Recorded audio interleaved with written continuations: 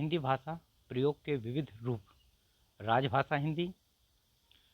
सन 1949 ईस्वी में सी राजगोपालाचारी ने भारतीय संविधान सभा में नेशनल लैंग्वेज के समांतर स्टेट लैंग्वेज शब्द का प्रयोग किया। संविधान सभा की कार्रवाई के हिंदी प्रारूप में स्टेट लैंग्वेज का हिंदी अनुवाद राजभाषा किया गया। राजभाषा से तात्पर्य है संविधान द्वारा सरकारी कामकाज, प्रशासन, संसद और विधानमंडलों तथा न्यायिक कार्यकलापों के लिए स्वीकृत भाषा। राजभाषा हिंदी के प्रयोग की प्रगति। संविधान के लागू होने के बाद राजभाषा के प्रयोग के संबंध में जो प्रमुख घटनाएं घटी वे इस प्रकार हैं। राष्ट्रपति का आदेश। 1952 में राज्यपालों, सुप्रीम कोर्ट और हाई कोर्ट के न्यायाधीशों की नियुक्ति के अधिपत्रों के लिए हिंदी का प्रयोग प्राधिकृत। 1955 में यह आदेश जारी किया गया कि जहां तक संभव हो जनता के साथ पत्र व्यवहार में तथा प्रशासनिक कार्यों में हिंदी के प्रयोग को अंग्रेजी के साथ बढ़ावा दिया जाए, पर साथ ही यह बात भी लिख दी गई कि अंग्रेजी पाठ ही प्रामाणिक माना जाएगा। 1955 में कुछ प्रयोजनों के लिए अंग्रेजी के साथ साथ हिंदी का प्रयोग निर्धारित, जैसे जनता के साथ पत्र व्यवहार में, प्रशासनिक रिपोर्ट, सरकारी पत्रिकाओं व संसदीय रिपोर्ट में, संकल्पों व विधायी नियमों में, हिंदी को राजभाषा मान चुके राज्यों के साथ पत्र व्यवहार में, संधि पत्र और करार में, राजनयिक व अंतर्राष्ट्रीय संगठनों में भारतीय प्रतिनिधियों के नाम जारी किए जाने वाले पत्रों में। राजभाषा आयोग। 7 जून 1955 में राष्ट्रपति ने संविधान के प्रावधानों के अनुसार बाला साहेब गंगाधर खेर की अध्यक्षता में एक आयोग की स्थापना की। इस आयोग ने राजभाषा के प्रयोग के बारे में जो सुझाव दिए उनमें से प्रमुख इस प्रकार हैं। पारिभाषिक शब्दावली निर्माण की गति तीव्र होनी चाहिए। अंतर्राष्ट्रीय शब्दावली को थोड़े हेर फेर के साथ स्वीकार कर लेना चाहिए। हिंदी क्षेत्र के विद्यार्थियों को एक और भाषा, विशेषतः दक्षिण भारत की भाषा अवश्य सीखनी चाहिए।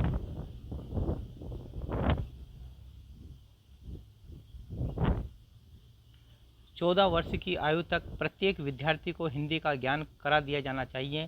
प्रशासनिक कर्मचारियों को निश्चित अवधि के अंदर हिंदी का कार्यसाधक ज्ञान प्राप्त होना चाहिए।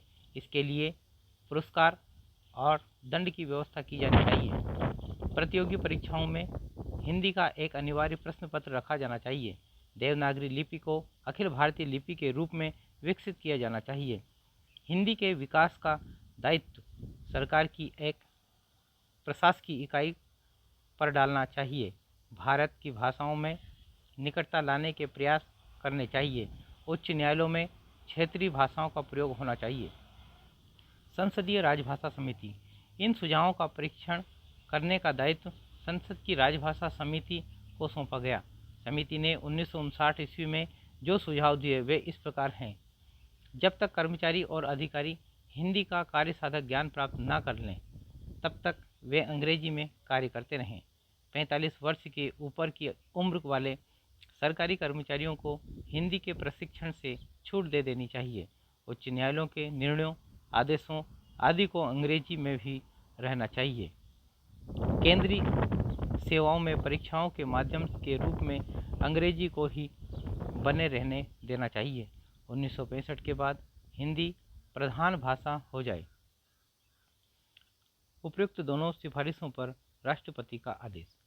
राजभाषा आयोग तथा संसदीय राजभाषा समिति की सिफारिशों पर विचार करने के उपरांत राष्ट्रपति ने जो आदेश जारी किया उसके प्रमुख बिंदु इस प्रकार हैं। 45 वर्ष से कम उम्र वाले कर्मचारियों के लिए हिंदी का प्रशिक्षण अनिवार्य कर दिया जाए। अखिल भारतीय सेवाओं में भर्ती के लिए परीक्षा का माध्यम अंग्रेजी बना रहे। धीरे धीरे हिंदी और अन्य क्षेत्रीय भाषाओं को माध्यम बनाने की व्यवस्था की जाए। हिंदी में वैज्ञानिक और तकनीकी शब्दावली के विकास के लिए एक स्थायी आयोग का निर्माण किया जाए। विधायी आयोग की स्थापना की जाए जो विधि कोश का निर्माण करे ताकि विधि संबंधी शब्द हिंदी में अनुदित हो सके। शिक्षा मंत्रालय हिंदी के प्रचार की व्यवस्था करे। इस कार्य में गैर सरकारी संस्थाओं की भी मदद ली जा सकती है। राजकाज में हिंदी के प्रगामी प्रयोग के लिए गृह मंत्रालय योजना तैयार करें। इस आदेश के तहत 2 आयोगों की स्थापना कर दी गई। वैज्ञानिक तथा तकनीकी शब्दावली आयोग, विधायी आयोग, प्रशासनिक तथा विधि साहित्य का अनुवाद होने लगा। साथ ही कर्मचारियों के प्रशिक्षण की व्यवस्था भी शुरू हो गई। राजभाषा अधिनियम 1963 1967 में यथा संशोधित। संविधान के उपबंधों के अनुसार 1965 में हिंदी को भारत की एकमात्र राजभाषा बनना था, पर इससे ठीक पहले अहिंदी क्षेत्रों विशेषतः पश्चिम बंगाल तथा तमिलनाडु में हिंदी विरोधी आंदोलन प्रारंभ हो गए। ऐसी स्थिति में जवाहरलाल नेहरू ने अहिंदी भाषी क्षेत्रों को आश्वासन दिया कि हिंदी को एकमात्र राजभाषा स्वीकार करने से पहले अहिंदी क्षेत्रों की सहमति प्राप्त की जाएगी। इसी आश्वासन की पूर्ति के लिए यह अधिनियम बनाया गया, जिसके प्रमुख प्रावधान इस प्रकार हैं। 26 जनवरी 1965 के बाद भी हिंदी के अतिरिक्त अंग्रेजी भाषा का प्रयोग यथावत चलता रहेगा। उच्च न्यायालयों के निर्णयों में हिंदी या किसी राज्य स्तरीय राजभाषा का प्रयोग किया जा सकेगा। संघ के संकल्पों, अधिसूचनाओं, विज्ञापनों आदि दस्तावेजों को हिंदी और अंग्रेजी दोनों भाषाओं में जारी करना अनिवार्य होगा। जब तक अहिंदी भाषी राज्य अंग्रेजी को समाप्त करने का संकल्प नहीं ले लेंगे, तब तक अंग्रेजी का प्रयोग चलता रहेगा। यह 27 अप्रैल 1963 को लोकसभा में तथा 7 मई 1963 को राज्यसभा में पारित हुआ। यह 10 मई 1963 को अधिनियमित हुआ। संकल्प 1967 के संशोधन के बाद अहिंदी भाषी राज्यों की चिंता तो समाप्त हो गई, किंतु उन लोगों की चिंता बढ़ने लगी जो देश की एकता के लिए हिंदी को एकमात्र राजभाषा के रूप में स्वीकार करना चाहते थे। ऐसी जटिल स्थिति में संसद के दोनों सदनों में एक संकल्प पारित किया गया, जिसके अनुसार सरकार हिंदी के तीव्र विकास और प्रयोग के लिए एक व्यापक कार्यक्रम तैयार करेगी, जिसकी प्रगति की रिपोर्ट प्रतिवर्ष संसद में प्रस्तुत की जाएगी। भारत सरकार राज्यों के सहयोग से त्रिभाषा सूत्र लागू करेगी। इसके अंतर्गत हिंदी भाषी क्षेत्रों में हिंदी और अंग्रेजी के अतिरिक्त एक अन्य भारतीय भाषा, विशेषतः दक्षिण भारतीय भाषा का अध्ययन अनिवार्य होगा तथा अहिंदी भाषी क्षेत्रों में प्रादेशिक भाषा और अंग्रेजी के अतिरिक्त हिंदी का अध्ययन अनिवार्य होगा। केंद्रीय सेवा में भर्ती के लिए हिंदी अथवा दोनों भाषाओं को ज्ञान आवश्यक होगा। सरकार 8वीं अनुसूची में उल्लिखित सभी भाषाओं के समन्वित विकास के लिए कार्यक्रम तैयार करेगी। राजभाषा नियम 1976। भारत सरकार ने राजभाषा अधिनियम के उपबंधों को कार्यान्वित करने का दायित्व गृह मंत्रालय को सौंपा। इसके लिए गृह मंत्रालय के अधीन एक राजभाषा अनुभाग की स्थापना हुई, जो बाद में स्वतंत्र राजभाषा विभाग हो गया। राजभाषा विभाग ने सरकारी कामकाज में हिंदी के प्रयोग को सुनिश्चित करने के लिए 12 नियम निर्धारित किए, जिनमें से प्रमुख इस प्रकार हैं। देश भर के केंद्र सरकार के कार्यालयों को 3 भागों में बांटा गया: का वर्ग, खा वर्ग तथा गा वर्ग। का वर्ग में वे राज्य आते हैं जिनकी पहली भाषा हिंदी है। ये राज्य हैं उत्तर प्रदेश, मध्य प्रदेश, राजस्थान, बिहार, हिमाचल प्रदेश, हरियाणा, छत्तीसगढ़, झारखंड, उत्तराखंड तथा केंद्र शासित प्रदेश दिल्ली, अंडमान निकोबार द्वीप समूह। खा वर्ग में प्राय वे राज्य आते हैं जिनमें हिंदी समझी जाती है किंतु पहली भाषा के रूप में प्रयुक्त नहीं होती। इनमें प्रमुख हैं पंजाब, गुजरात, महाराष्ट्र तथा केंद्र शासित प्रदेश चंडीगढ़, दमन और दीव तथा दादर और नगर हवेली। गा वर्ग में शेष सभी राज्य आते हैं। इन राज्यों में प्रायः हिंदी नहीं समझी जाती है। ये राज्य हैं पश्चिम बंगाल, उड़ीसा, उत्तर पूर्वी क्षेत्र के सभी राज्य तथा दक्षिण भारत के 4 राज्य। का क्षेत्र के पत्रों आदि के लिए निश्चित किया गया कि उनमें हिंदी का प्रयोग हो। अगर अंग्रेजी का प्रयोग किया जाए तो साथ में हिंदी अनुवाद भी भेजा जाए। खा क्षेत्र के साथ पत्राचार सामान्यतः हिंदी में हो तथा गा क्षेत्र के साथ पत्राचार अंग्रेजी में ही होता रहे। हिंदी में कहीं से प्राप्त पत्र का उत्तर हिंदी में ही देना होगा। सभी दस्तावेज हिंदी व अंग्रेजी दोनों भाषाओं में साथ साथ निकाले जाएंगे। इसका उत्तरदायित्व दस्तावेज पर हस्ताक्षर करने वाले अधिकारी का होगा। केंद्र सरकार के सभी फॉर्म, नामपट, सूचना पट, पत्र शीर्ष, मोहरें आदि हिंदी व अंग्रेजी दोनों भाषाओं में होंगे। प्रत्येक कार्यालय के प्रधान का यह दायित्व होगा कि वह भाषा संबंधी नियमों और आदेशों का अनुपालन कराएं और जांच पड़ताल करता रहे। 1976 के बाद राजभाषा की प्रगति। 1976 से अब तक राजभाषा की प्रगति का विश्लेषण विभिन्न मंत्रालयों के अनुसार किया जा सकता है। भारत सरकार के 3 मंत्रालय राजभाषा संबंधी कार्यों में संलग्न हैं: गृह मंत्रालय, राजभाषा विभाग, विधि मंत्रालय तथा शिक्षा मंत्रालय। गृह मंत्रालय का राजभाषा विभाग। राजभाषा विभाग प्रत्येक वर्ग अपने उद्देश्य तय करता है तथा सभी मंत्रालयों पर उद्देश्य पूरे करने के लिए दबाव बनाता है। वर्ष के कार्यक्रमों में कई बातों पर ध्यान दिया जाता है, जैसे कितने प्रतिशत कर्मचारी हिंदी में काम करने लगे, कितने टंकन और आशुलिपिक अपने तकनीकी ज्ञान का हिंदी में प्रयोग करने लगे, हिंदी के लिए काम करने वाले स्वैच्छिक संस्थाओं ने कितने कार्य संपन्न किए आदि। यह विभाग हिंदी नहीं जानने वाले कर्मचारियों के लिए प्रशिक्षण कार्यक्रम भी चलाता है, जिसके लिए इस विभाग के अंतर्गत केंद्रीय हिंदी प्रशिक्षण संस्थान की स्थापना की गई है। कर्मचारियों के प्रशिक्षण के लिए 3 पाठ्यक्रम प्रबोध, प्रवीण और प्राज्ञ बनाए गए हैं। इसी विभाग के अंतर्गत केंद्रीय अनुवाद ब्यूरो की स्थापना भी की गई है, जिसका कार्य प्रशासनिक प्रकार के प्रत्येक साहित्य का अनुवाद करना है। ब्यूरो सरकारी सामग्री के अतिरिक्त सार्वजनिक उपकरणों, प्रतिष्ठानों तथा बैंकों की सामग्री का अनुवाद भी करता है। इनके अतिरिक्त अनुवादकों को प्रशिक्षण करने का कार्य भी इसी को सौंपा गया है। राजभाषा विभाग का सबसे महत्वपूर्ण कार्य यह है कि वह केंद्रीय हिंदी समिति और मंत्रालयों की हिंदी समितियों की बैठकों का आयोजन करके उनमें तालमेल बैठाता है। नगर राजभाषा कार्यान्वयन समितियों के कामकाज को निर्धारित करता है। इसके अतिरिक्त जो अन्य मंत्रालय राजभाषा के क्षेत्र में काम कर रहे हैं, उनके साथ संपर्क बनाए रखकर राजभाषा के विकास में आने वाली सभी बाधाओं को दूर करता है।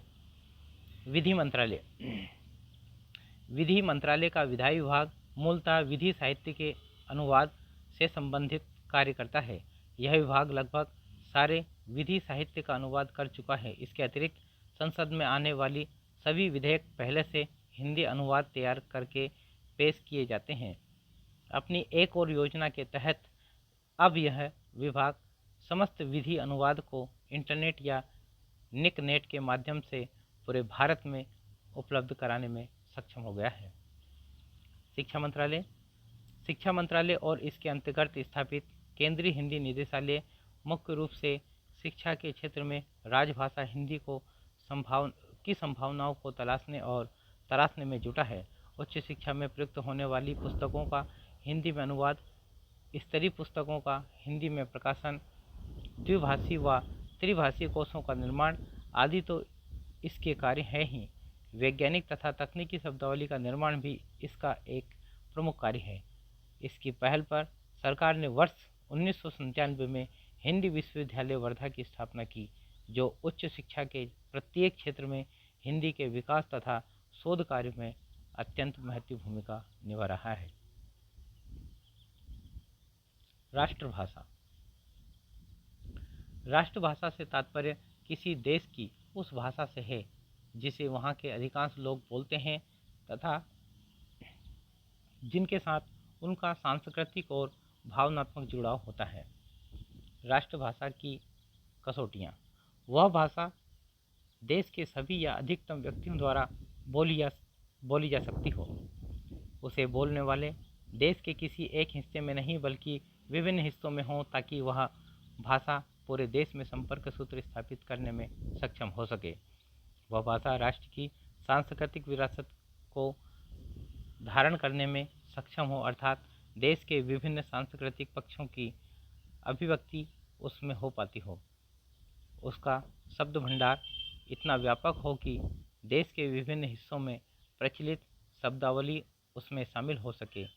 उसमें यह प्रवृत्ति भी होनी चाहिए कि देश की भाषाओं के अन्य शब्दों को वह सहजतापूर्वक शामिल करें, न कि उनसे परहेज। उस भाषा का व्याकरण सरल होना चाहिए ताकि देश के अन्य हिस्सों के निवासी यदि उसे सीखना चाहे तो सीखने की प्रक्रिया कठिन न हो। उसकी ध्वनि संरचना व्यापक तथा लचीली होनी चाहिए। यदि अन्य भाषाओं की कुछ ध्वनियाँ उसमें प्रयुक्त न होती हो तो उन्हें स्वीकारने की क्षमता उसमें होनी चाहिए। उसकी लिपि भी राष्ट्रीय लिपि होनी चाहिए, अर्थात ऐसी लिपि जिसमें देश के सभी भाषाओं में प्रयुक्त होने वाले ध्वनि संकेत लिखे जा सकते हों। उस भाषा में साहित्य की रचना व्यापक तौर पर हुई हो तथा साहित्य देश के विभिन्न क्षेत्रों में रचा गया हो। उस भाषा ने राष्ट्र के प्रमुख आंदोलनों में सक्रिय सहभागिता की हो, अर्थात सामाजिक विकास की प्रक्रिया में सक्रिय भूमिका निभाई हो।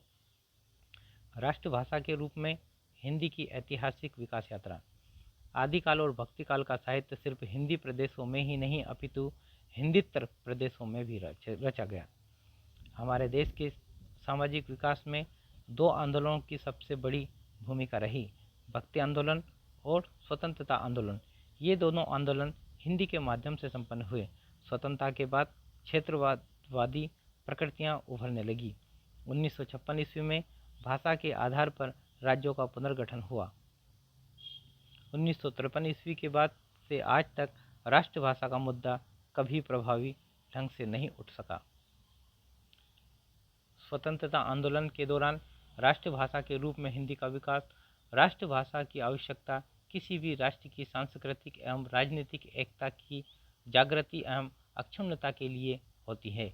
हमारे देश में अकबर के समय से लेकर लगभग 3 शताब्दियों तक फारसी राजभाषा रही और सन 1833 के बाद से निचले स्तर पर उर्दू और उच्च स्तर पर अंग्रेजी राजभाषा रही है, परंतु सारे देश की संपर्क भाषा हिंदी ही रही है। 19वीं शताब्दी में ईसाई मिशनरियों, पोर्ट विलियम्स कॉलेज एवं सामाजिक धार्मिक नवजागरण ने राष्ट्रभाषा के रूप में हिंदी को विकसित करने में महत्वपूर्ण योगदान दिया। सबसे प्रमुख राजनीतिक संगठन अखिल भारतीय राष्ट्रीय कांग्रेस के सभी बड़े नेताओं ने राष्ट्रीय चेतना के जागरण हेतु एक भाषा की आवश्यकता पर बल देते हुए इसके लिए हिंदी को उपयुक्त बताया। कांग्रेस के 1925 के कानपुर अधिवेशन में यह प्रस्ताव स्वीकृत हुआ कि कांग्रेस अपने सभी कार्यों में प्रादेशिक भाषाओं और हिंदी का प्रयोग करे। 1864 ईस्वी में बम्बई फ्री चर्च कॉलेज के प्राध्यापक श्री पेठे ने राष्ट्रभाषा नामक मराठी पुस्तक लिखी थी, जिसमें उन्होंने भारत के लिए एक भाषा की आवश्यकता की बात की थी और उनके मत से हिंदी इस दृष्टि से खरी उतरती थी। सरदार वल्लभ भाई पटेल ने 1936 ईस्वी में हिंदी वर्ग का आरंभ किया और काठियावाड़ राष्ट्रभाषा प्रचार समिति नामक संस्था स्थापित की। सुभाष चंद्र बोस ने हिंदी या हिंदुस्तानी को राष्ट्रीय एकता की आवश्यक शर्त यदि हम लोगों ने तन मन धन से प्रयत्न किया तो वह दिन दूर नहीं है जब भारत स्वाधीन होगा और उसकी राष्ट्रभाषा होगी हिंदी। 1918 ईस्वी में कांग्रेस के इंदौर अधिवेशन में गांधी जी ने अपना स्पष्ट मत व्यक्त किया, हिंदी ही हिंदुस्तान की राष्ट्रभाषा हो सकती है और होनी चाहिए। वे मानते थे हिंदी का प्रश्न स्वराज का प्रश्न है। महात्मा गांधी की प्रेरणा से ही वर्धा और मद्रास में राष्ट्रभाषा प्रचार सभाएं स्थापित हुई। 1929 ईस्वी में ही सी राजगोपालाचारी ने दक्षिण वालों को हिंदी सीखने की सीख दी थी। उनका कहना था, हिंदी भारत की राष्ट्रभाषा तो है ही, यही जनतंत्रात्मक भारत में राजभाषा भी होगी। उन्होंने 1939 ईस्वी में मद्रास में संपन्न हुए हिंदी साहित्य सम्मेलन में यह प्रस्ताव रखा था कि कांग्रेस की सारी कार्यवाही हिंदी में हो। हिंदी और राजभाषा के संबंध में महत्वपूर्ण कथन।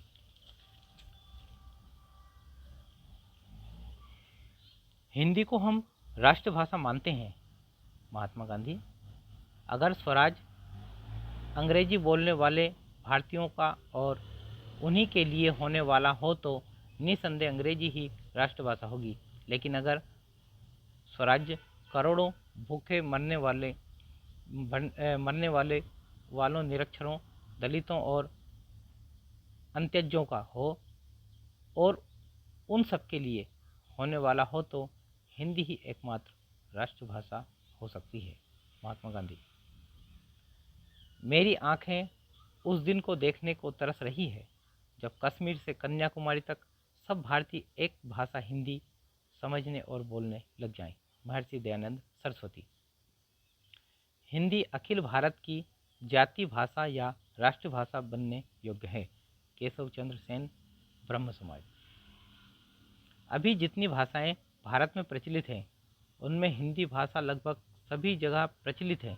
हिंदी को अगर भारत की एकमात्र भाषा बनाया जाए तो देश में एकता स्थापित करने का काम सहज और शीघ्र संपन्न हो सकता है। केशव चंद्र सेन, ब्रह्म समाज। इस समय देश की एकता के लिए हिंदी अनिवार्य है। राजा राम मोहन राय। अपनी अपनी मातृभाषा की रक्षा करते हुए हिंदी को सामान्य भाषा के रूप में जानकर हम प्रांतीय भेदभाव नष्ट कर सकते हैं। महायोगी अरविंद। हिंदी प्रचार का उद्देश्य केवल यही है कि आजकल जो काम अंग्रेजी से लिया जाता है वह आगे चलकर हिंदी से लिया जाएगा। नेताजी सुभाष चंद्र बोस। प्रांतीय ईर्ष्या देश को दूर करने में जितनी सहायता इस हिंदी प्रचार से मिलेगी उतनी दूसरी किसी चीज़ से नहीं मिल सकती। नेताजी सुभाष चंद्र बोस। हिंदुस्तान की सभी जीवित और प्रचलित भाषाओं में मुझे हिंदी ही राष्ट्रभाषा बनने के लिए सबसे अधिक योग्य दिख पड़ती है। सरटी विजय राघवाचार्य। हिंदी भाषा की सहायता से भारतवर्ष के विभिन्न प्रदेशों के मध्य में जो ऐक्य बंधन संस्थापन करने में समर्थ होंगे वही सच्चे भारत बंधु पुकारे जाने योग्य हैं। बंकिम चंद्र चटर्जी। दक्षिण की भाषाओं ने संस्कृत से बहुत कुछ लेन देन किया है, इसलिए उसी परंपरा में आई हुई हिंदी बड़ी सरलता से राष्ट्रभाषा होने के लायक है। एस निजलिंगप्पा। हमें उस भाषा को राष्ट्रभाषा के रूप में ग्रहण करना चाहिए जो देश के सबसे बड़े भूभाग में बोली जाती है और जिसे स्वीकार करने के लिए महात्मा जी ने हमसे आग्रह किया वह हिंदी है। रविन्द्रनाथ टैगोर। भारत के सभी स्कूलों में हिंदी की शिक्षा अनिवार्य होनी चाहिए। Annie Besant, theosophical society.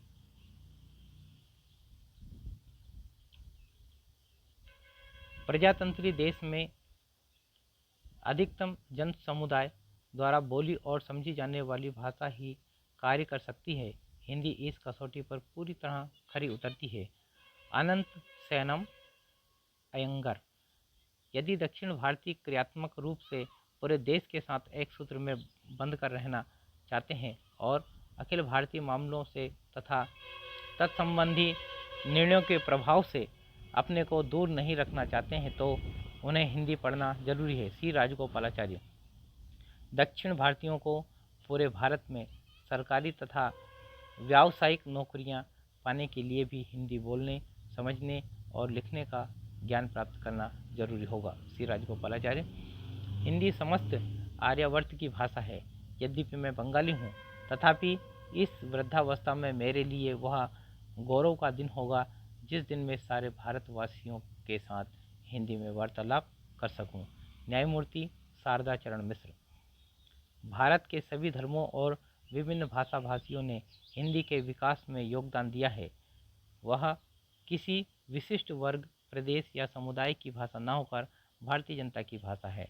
Father कामिल बुल्के। हिंदी न केवल देश के करोड़ों लोगों की सांस्कृतिक और संपर्क भाषा है वरन बोलने और समझने वालों की संख्या की दृष्टि से दुनिया की तीसरी भाषा है। फादर कामिल बुल्के।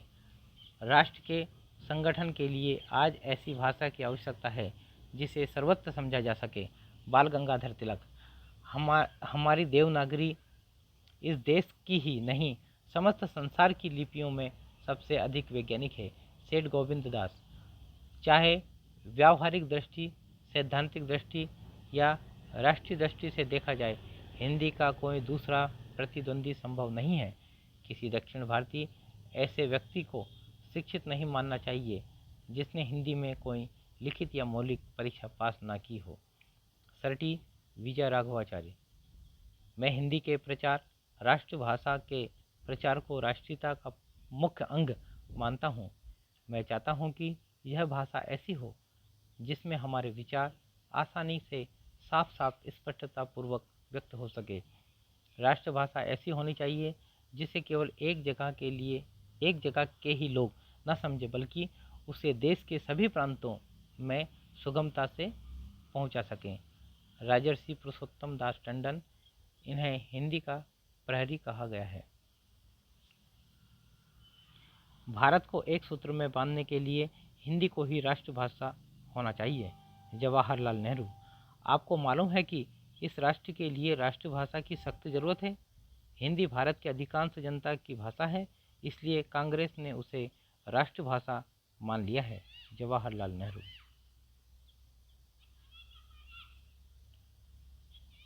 हिंदी और उर्दू में कोई अंतर नहीं है, सिवाय इसके कि हिंदी नागरी लिपि में लिखी जाती है और उर्दू फारसी लिपि में।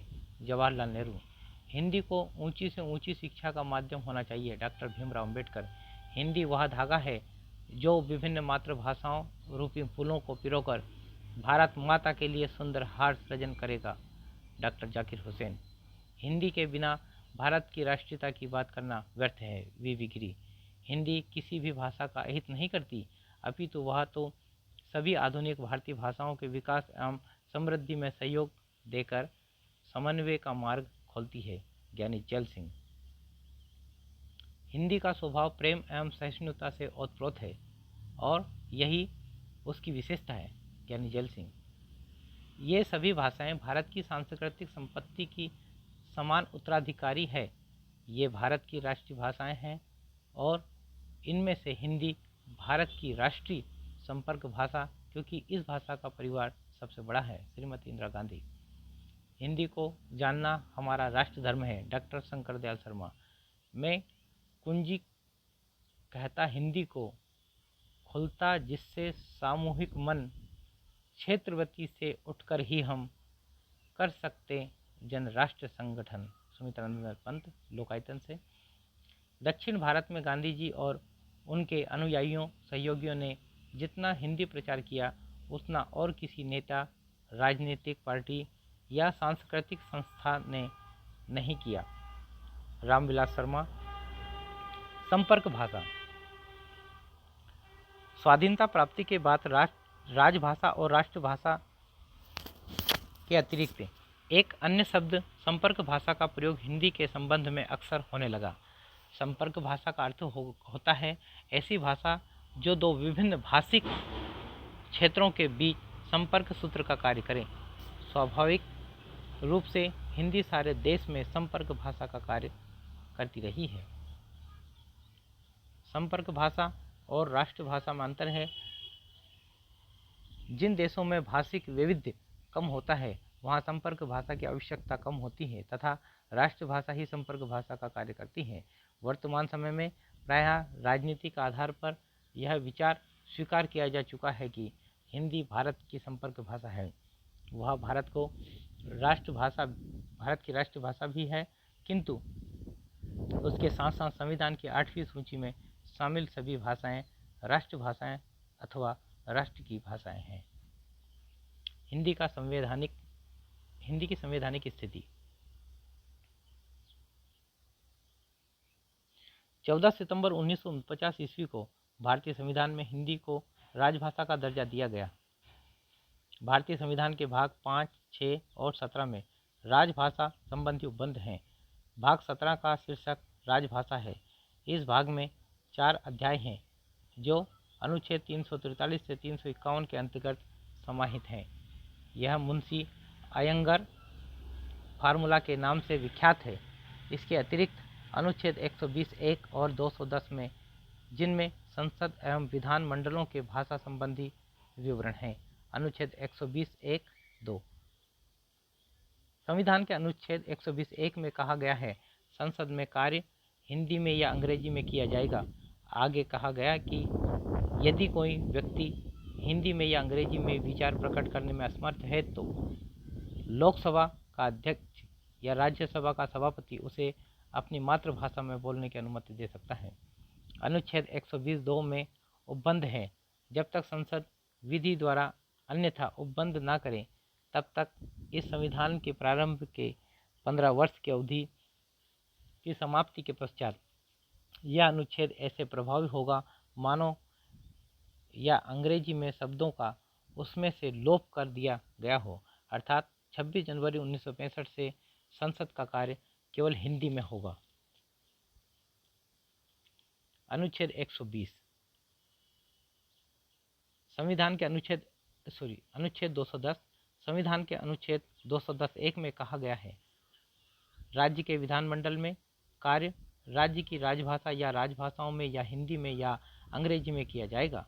आगे कहा गया कि विधानसभा का अध्यक्ष या विधान परिषद का सभापति ऐसे किसी सदस्य को अपनी मातृभाषा में बोलने की अनुमति दे सकता है जो उपयुक्त भाषाओं में से किसी में भी विचार प्रकट नहीं कर सकता। अनुच्छेद 343 संविधान के अनुच्छेद 343 में कहा गया है, संघ की राजभाषा हिंदी और लिपि देवनागरी होगी। इसके अतिरिक्त संघ के शासकीय प्रयोजनों के लिए प्रयोग होने वाले भारतीय अंकों का अंतर्राष्ट्रीय रूप होगा। इसी अनुच्छेद में यह भी संकेत किया गया है कि शासकीय प्रयोजनों के लिए अंग्रेजी भाषा का प्रयोग 15 वर्षों तक होता रहेगा। अनुच्छेद 344 संविधान के अनुच्छेद 344 के अंतर्गत व्यवस्था की गई है कि संविधान के आरंभ के 5 वर्ष बाद राष्ट्रपति एक आयोग गठित करेगा जो हिंदी के प्रयोग के विस्तार पर सुझाव देगा, जैसे किन कार्यों के लिए हिंदी का प्रयोग किया जा सकता है, न्यायालयों में हिंदी का प्रयोग कैसे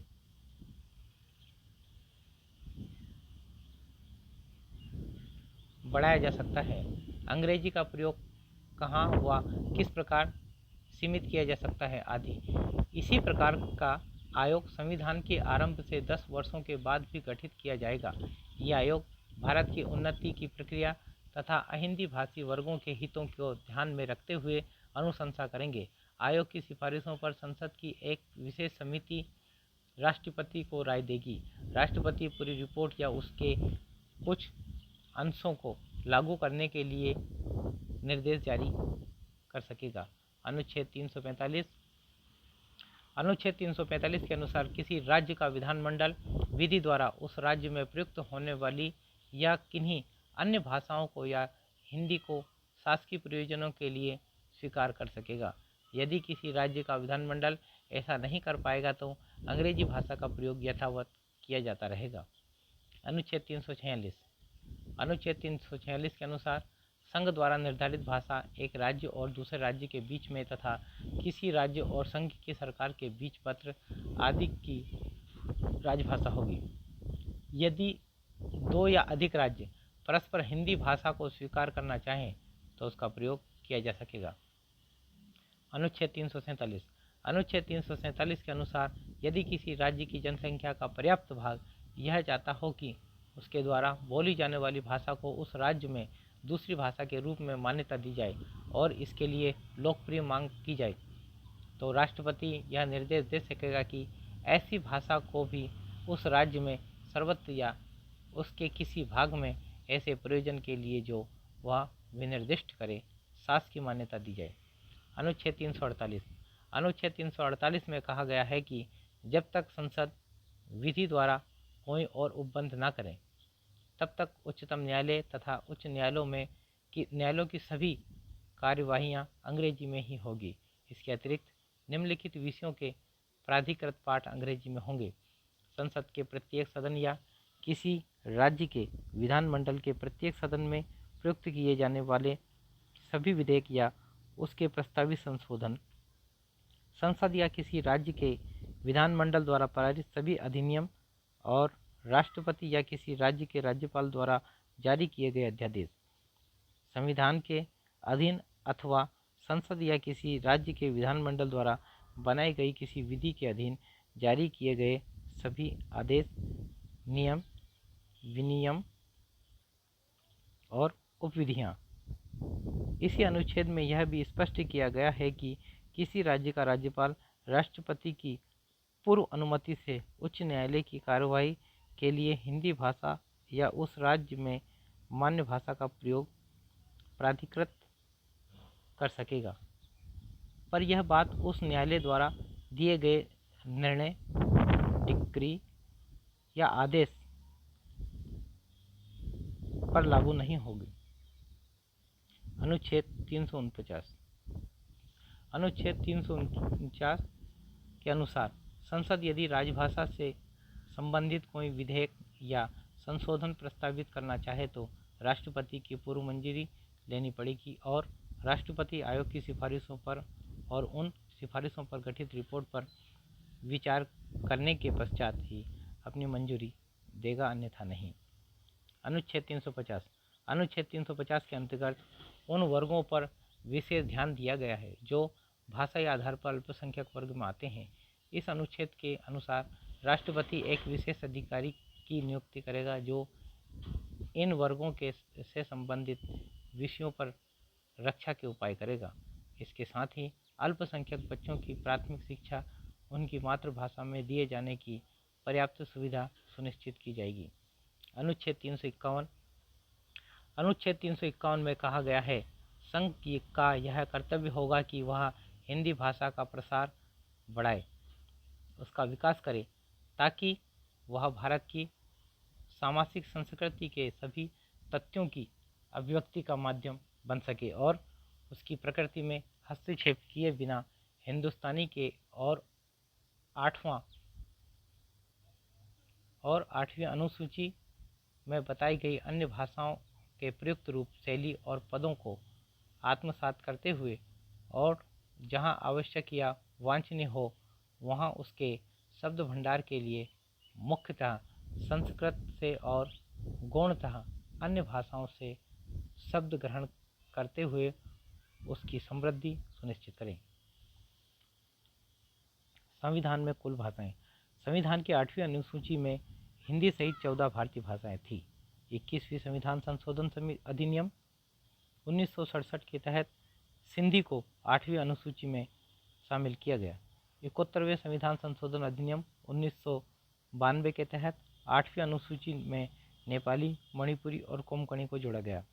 92वें संविधान संशोधन अधिनियम 2003 के तहत 8वीं अनुसूची में मैथिली, डोगरी, बोडो और संथाली को शामिल किया गया।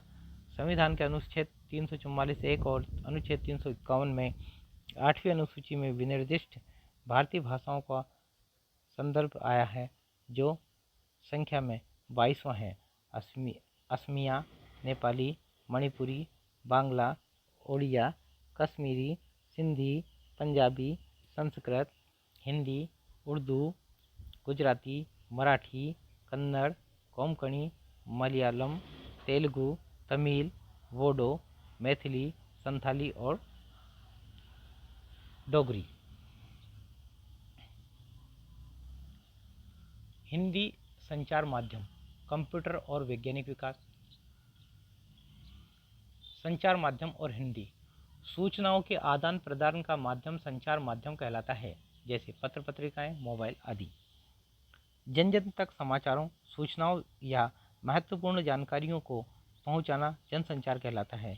इसके माध्यम दो प्रकार के होते हैं, प्रिंट समाचार पत्र, पत्रिकाएं आदि, इलेक्ट्रॉनिक्स श्रव्य रेडियो, दृश्य श्रव्य टीवी।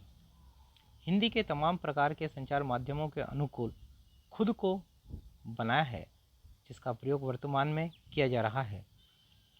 हिंदी का वैज्ञानिक विकास। हिंदी के संदर्भ में विचार करें तो पिछले कुछ दशकों में हिंदी के वैज्ञानिक विकास पर काफ़ी ध्यान दिया गया है। यह मुख्यतः 4 स्तरों पर दिखता है: मानकीकरण के प्रयास, पारिभाषिक शब्दावली का विकास, अनुवाद कार्य की प्रगति, हिंदी के टंकन आदि से जुड़ी तकनीकों का विकास। कंप्यूटर और हिंदी भाषा के संबंध में यांत्रिक उपकरणों के विकास की प्रक्रिया को स्वाभाविक रूप से 2 चरणों में बांटा जा सकता है। कंप्यूटर पूर्व यांत्रिकीकरण और कंप्यूटरीकरण। कंप्यूटर पूर्व यांत्रिकीकरण। भाषा के यांत्रिकीकरण की शुरुआत टाइपराइटर से होती है। 1960 ईस्वी में doctor V.K.R.V. Rao, doctor S.M. कत्रे, doctor V Raghavan, doctor रघुवीर, डॉक्टर बाबूराम सक्सेना, प्रोफेसर कृपानाथ मिश्र आदि विद्वानों ने देवनागरी का रूप निश्चित किया तथा कुछ निजी कंपनियों ने टाइपराइटरों का विकसित कुंजी पटल बनाया, जो कि देवनागरी की सभी आवश्यकताओं को पूरा करने में प्राय समर्थ था। कुल मिलाकर इस कुंजी पटल में 174 संकेतों की व्यवस्था की गई थी। 1960 में संचार मंत्रालय के अंतर्गत हिंदुस्तान टेलीप्रिंटर नामक उद्यम आरंभ हुआ। जब तक देवनागरी में कुछ प्रारंभिक टेलीप्रिंटर भारतीय तार विभाग को मैसर्स ऑलिवेट कंपनियों ने दिए थे, इलेक्ट्रॉनिक्स टाइपराइटर्स कुछ ही समय बाद इलेक्ट्रॉनिक्स टाइपराइटर का विकास हुआ। मैनुअल टाइपराइटर में केवल एक लिपि का टंकन संभव था, जबकि इलेक्ट्रॉनिक्स टाइपराइटर एकाधिक लिपियों के लिए काम में आता है। इसमें अशुद्धियों को ठीक करने की स्वचालित व्यवस्था होती है।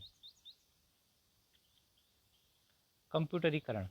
वर्तमान समय में हिंदी के तकनीकी विकास का अर्थ प्रायः कंप्यूटरीकरण से ही लिया जाता है। कंप्यूटर के दो अंग होते हैं, हार्डवेयर तथा सॉफ्टवेयर। हार्डवेयर का संबंध कंप्यूट की मशीन से है। मशीन के स्तर पर हिंदी अथवा अंग्रेजी का कोई अंतर नहीं पड़ता। सॉफ्टवेयर का अर्थ उन सभी प्रोग्रामों से है जो कंप्यूटर को संचालित करते हैं। ये प्रोग्राम दो तरह के होते हैं, सिस्टम सॉफ्टवेयर, डॉस, विंडो आदि, और एप्लीकेशन सॉफ्टवेयर। जहाँ तक सिस्टम सॉफ्टवेयर का संबंध है, हिंदी में अपना सिस्टम सॉफ्टवेयर विकसित नहीं हुआ। एप्लीकेशन सॉफ्टवेयर ही वह क्षेत्र है जो सीधे सीधे हिंदी के कंप्यूटरीकरण से जुड़ा है। इस क्षेत्र में दो तरह के कार्य कंप्यूटर प्रमुख रूप से करता है, आंकड़ा संसाधन, डाटा प्रोसेसिंग, तथा शब्द संसाधन, वर्ड प्रोसेसिंग। 1977 तक हिंदी में ऐसा कोई कार्यक्रम उपलब्ध नहीं था।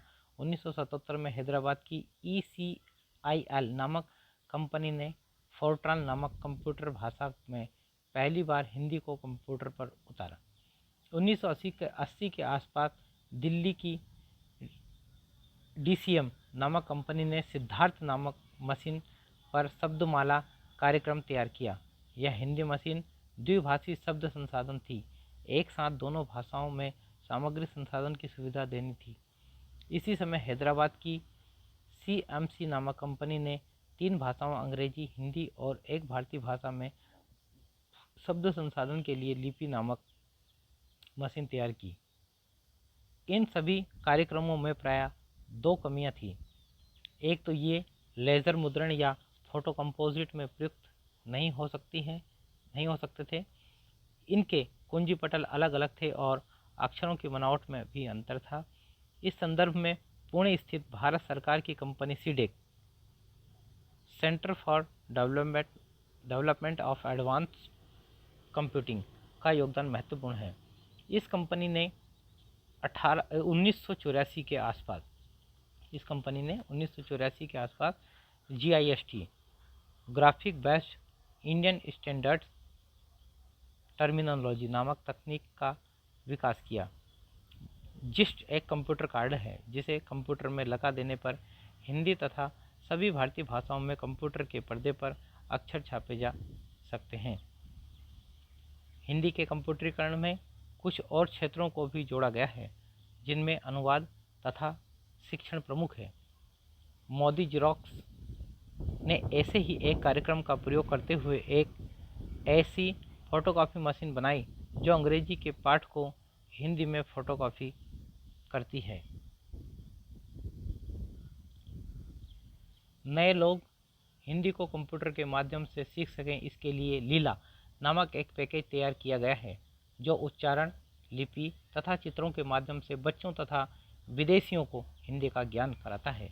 1977 के बाद से हिंदी के कंप्यूटरीकरण में तीव्र प्रगति हुई है।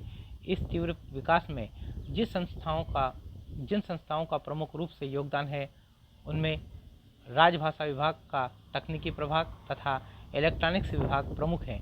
इलेक्ट्रॉनिक्स विभाग ने भाषा प्रौद्योगिकी मिशन का आरंभ किया था, जो आज काफ़ी सफलतापूर्वक आगे बढ़ रहा है।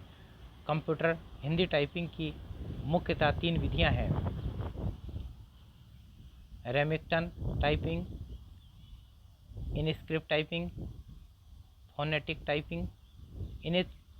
इनस्क्रिप्ट भारत की आधिकारिक टाइपिंग पद्धति है जिसका विकास राजभाषा विभाग ने किया है। कुछ समय पहले तक हिंदी यूनिकोड का फोनेटिक या ट्रांसलिटेशन कीबोर्ड लेआउट वाला केवल बराहा सॉफ्टवेयर ही प्रचलित था।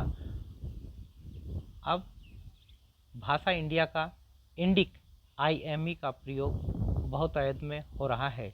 इसी प्रकार गूगल इनपुट आदि सॉफ्टवेयर भी हिंदी टाइपिंग के लिए प्रयोग में लाए जा रहे हैं।